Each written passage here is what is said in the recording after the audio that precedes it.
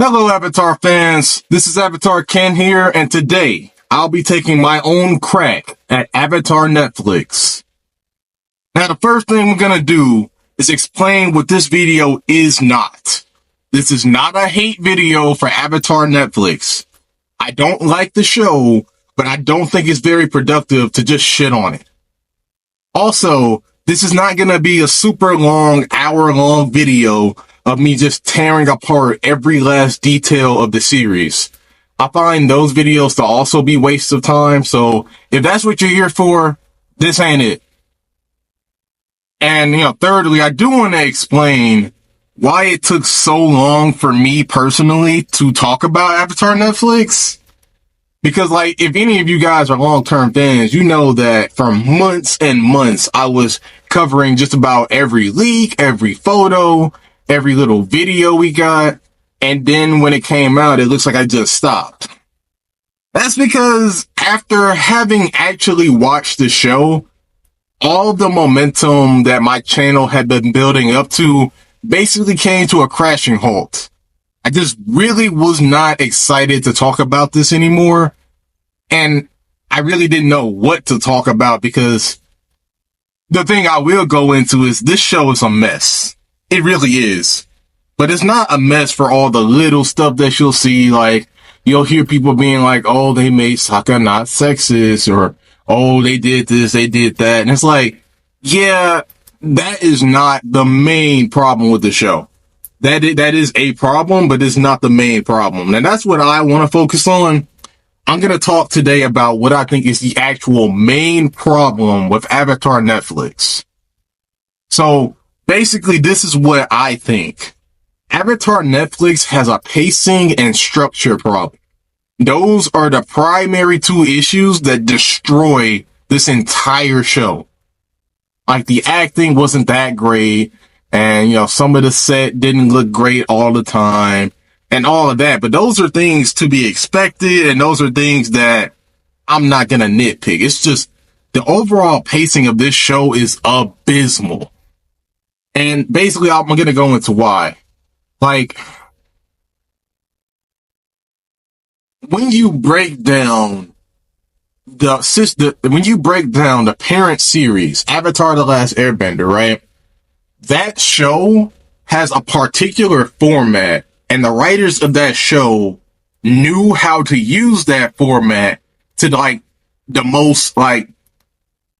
they knew how to use that format the most effectively. Every season had 20 to 21 episodes, and, the first couple episodes of each season could be expected to set up the entire season, basically, and then the rest of the season could breathe, right? You could have episodes that are basically glorified filler, even though later on they would come and they would tie these episodes together later on, but you could have episodes that weren't all that important in the grand scheme of things because you had episodes placed strategically throughout the season that made it work. Now, something that's actually kind of ironic is book one of Avatar actually has a similar problem to the Netflix series, but not nearly as bad. And basically what I mean is book one of Avatar is probably the weakest. I think most people would agree with me in saying that. I don't think anyone's favorite book of Avatar is book one. And I think a large reason for that is that book one has a lot of episodes that are just kind of standalone, right? They don't really impact anything, right? But the writers were intelligent enough to ever so often place episodes of importance in there so that it tied everything together, right?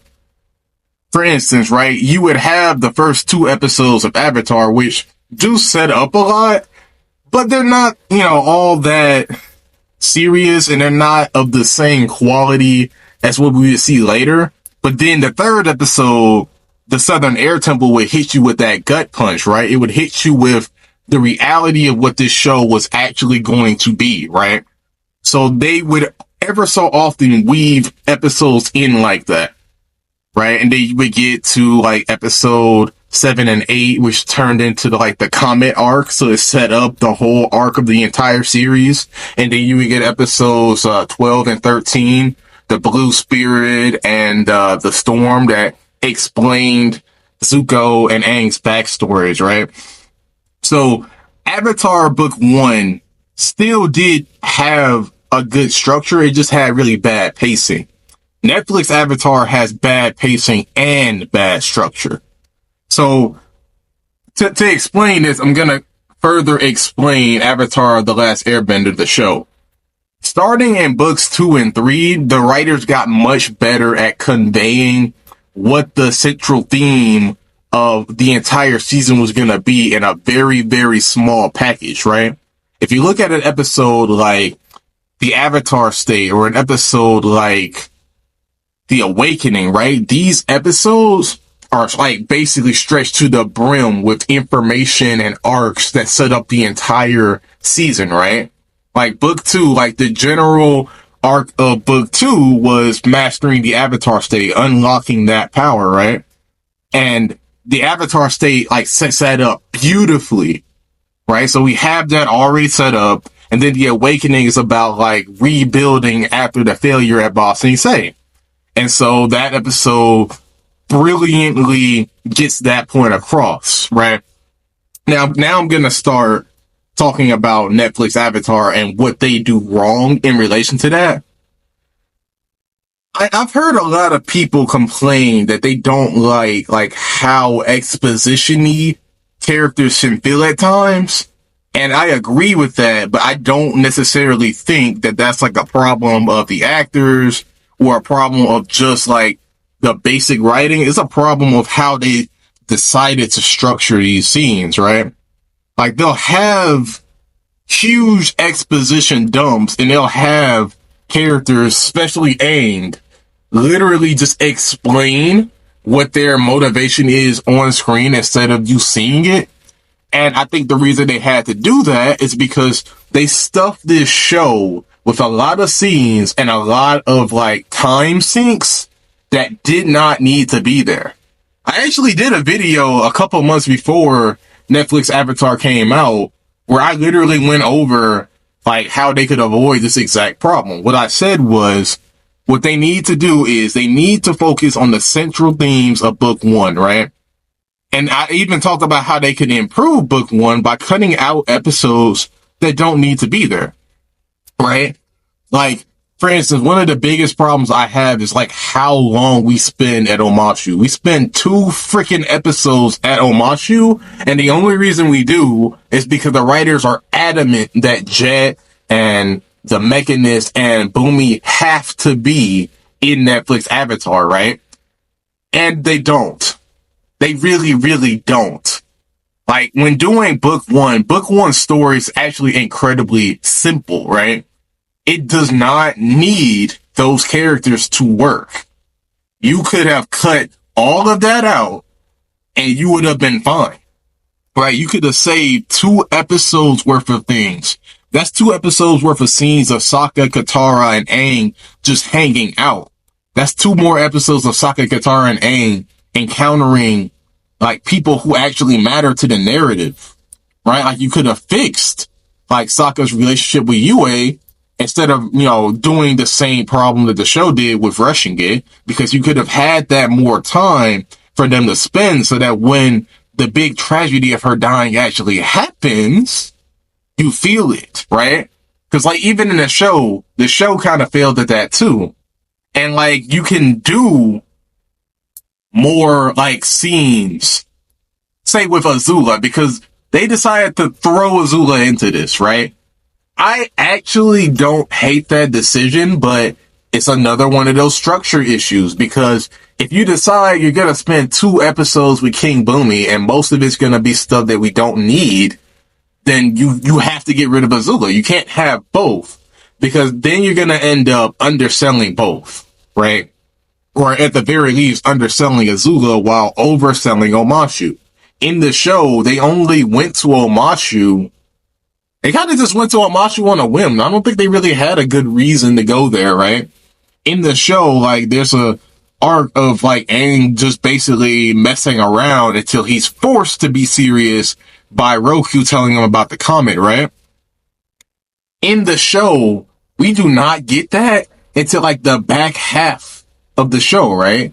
And they already made it like irrelevant because they put Kyoshi in there instead of Roku. But that's another pacing and that's another structural issue, because if that scene had happened earlier, you could have saved so much time.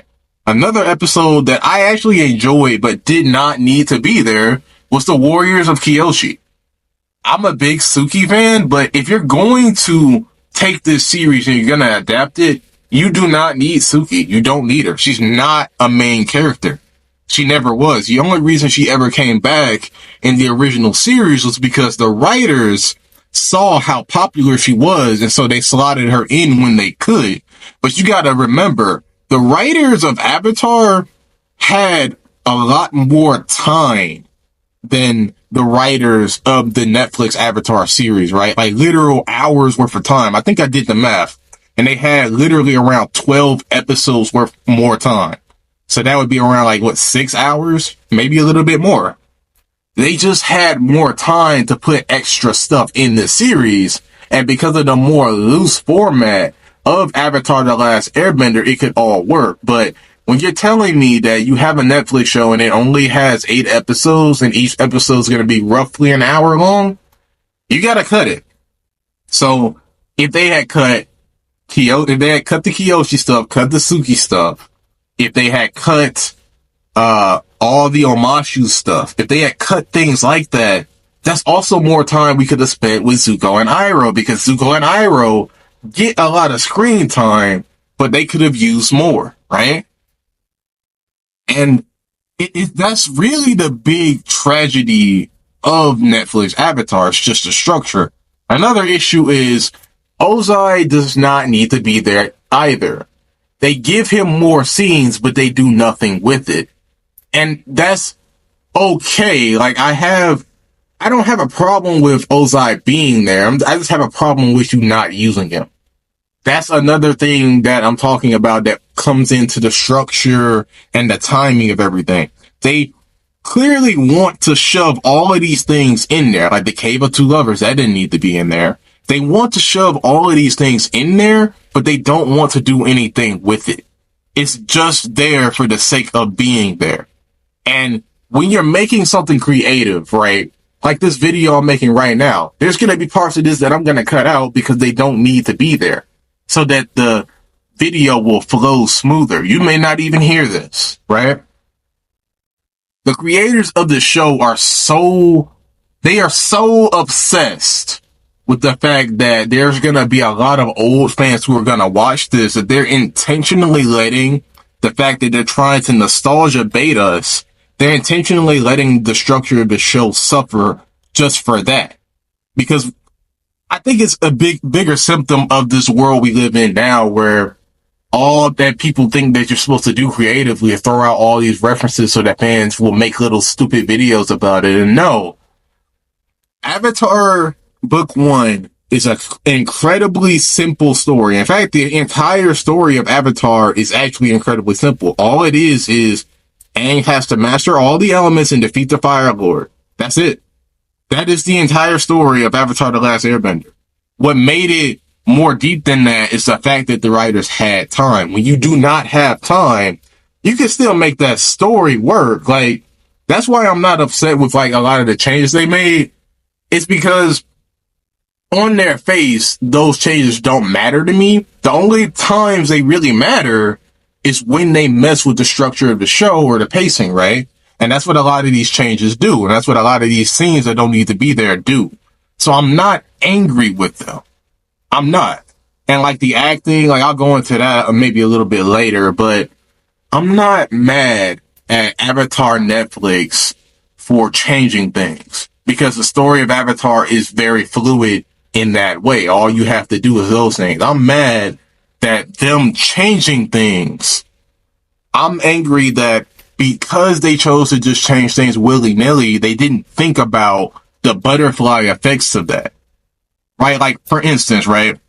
There's a scene where Wan Shi Tong just shows up in the spirit world, right? Why? Is that a pacing issue because you're wasting time on this character who is irrelevant to book one? And that's also a structure issue because if Wan Shi Tong shows up now, right? All you're effectively doing is A, wasting time, B, pissing off fans who know he's not supposed to be there, and then C, probably confusing new fans, people who don't understand the series. Because when he shows up, he's not gonna be a surprise. He's gonna be someone who's already shown up. And I could see the argument there that some people might have that, well, doing it this way means that you don't have to set him up later. But you do, because the library isn't set up in this, right? Zhao doesn't even learn it from the library, I don't think.